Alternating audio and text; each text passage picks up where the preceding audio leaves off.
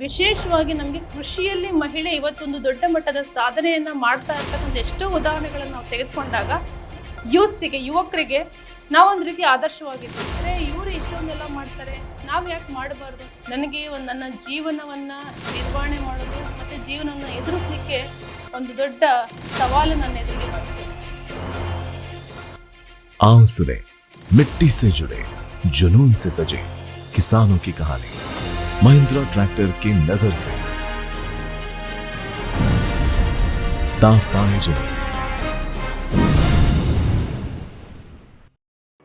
ನಮಸ್ಕಾರ, ಶಶಿಕಲಾ ಮೂರ್ತಿ MG. ಕೃಷಿಯಲ್ಲಿ ಮಾಡೋಕ್ಕಿಂತ ಮುಂಚೆ ನಾನು ಮೂಲತಃ ಕೃಷಿ ಕುಟುಂಬದವಳಾಗಿದ್ದರೂ ಕೂಡ ನನ್ನ ತಂದೆ ವೃತ್ತಿಯಲ್ಲಿ ಶಿಕ್ಷಕರಾಗಿದ್ದರೂ ಕೂಡ ಅವರು ಪ್ರವೃತ್ತಿಯಲ್ಲಿ ಕೃಷಿಯನ್ನು ಮಾಡ್ಕೊಂಡು ಬರ್ತಾ ಇದ್ರು. ಚಿಕ್ಕ ವಯಸ್ಸಿನಲ್ಲೇ ಕೃಷಿಯ ಅನುಭವ ನನಗೂ ಕೂಡ ಇತ್ತು.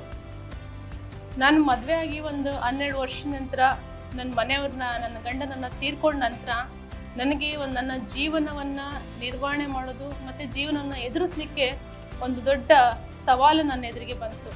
ಸೊ ಆ ಸಂದರ್ಭದಲ್ಲಿ ನಾನು ಏನು ಮಾಡಬೇಕು, ಅದು ಒಂದು ಹಳ್ಳಿಯ ವಾತಾವರಣದಲ್ಲಿರ್ತಕ್ಕಂಥ ಮಹಿಳೆಗೆ ಈ ಒಂದು ಕೃಷಿಯನ್ನು ಮಾಡೋಕ್ಕೆ ಯಾವ ರೀತಿ ಸಮಸ್ಯೆಗಳು ಬಂತು ಅನ್ನೋದಕ್ಕೆ ನನ್ನ ಮೂಲ ಕಸುಬು ಅಡಿಕೆ, ತೆಂಗು, ಭತ್ತ ಮತ್ತು ಅದರೊಳಗೆ ಅಂತರ ಬೆಳೆಯಾಗಿ ಕೋಕೋ, ಮೆಣಸು ಇದನ್ನೆಲ್ಲ ಕೂಡ ನಾವು ಮಾಡ್ಕೊಂಡು ಬರ್ತಾ ಇದ್ವಿ.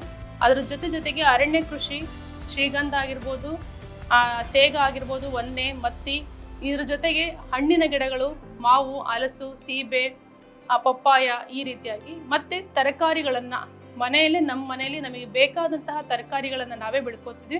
ಅದರ ಜೊತೆಗೆ ಸುಮಾರು ಒಂದು 25ಕ್ಕೂ ಹೆಚ್ಚಿನ ಥರದ ಹೂವಿನ ಗಿಡಗಳು, ದಾಸವಾಳ ಆಗಿರ್ಬೋದು, ಮತ್ತು ಗುಲಾಬಿ ಗಿಡಗಳಾಗಿರ್ಬೋದು, ಇನ್ನಿತರ ಅಲಂಕಾರಿಕ ಗಿಡಗಳನ್ನು ಸಹ ನಾವು ಮಾಡಿಕೊಂಡು ಹೋಗ್ತಾ ಇದ್ವಿ. ಮಹಿಳೆಯಾಗಿ ಇವತ್ತು ಎಲ್ಲ ಕ್ಷೇತ್ರಗಳಲ್ಲೂ ಕೂಡ ಅವಳು ತನ್ನ ವ್ಯಾಪ್ತಿಯನ್ನು ವಿಸ್ತರಿಸಿದಾಳೆ.